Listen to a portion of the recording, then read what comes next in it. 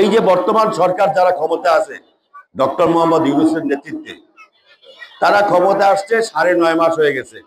আমরা মনে করছিলাম যে 3 মাস বা 6 মাসের মধ্যে তারা একটা নির্বাচন দিয়ে একটা নতুন নির্বাচিত সরকারের কাছে ক্ষমতা হস্তান্তর করবে।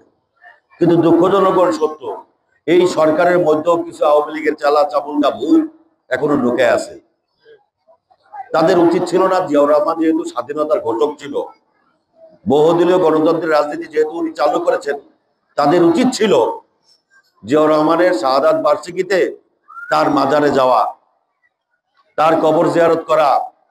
এটা উচিত ছিল। একজন মানুষকে সম্মান করতে হয়, তারা সেই সম্মান করতে ব্যর্থ হয়েছে। জনগণের ভোট যাদের যেই সরকারের কাছে জনগণের ভোট থাকে না, সেই সরকার জনগণের কাছে প্রিয় হয় না, ওই জনগণও ওই সরকারের প্রতি আস্থা রাখে না।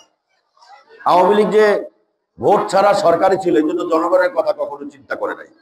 এই জন্য জনগণ আপনারা যাকে ভোট দিবেন, তখন ওই সরকার এসে আপনাদের কথা চিন্তা করবে, এটাই স্বাভাবিক।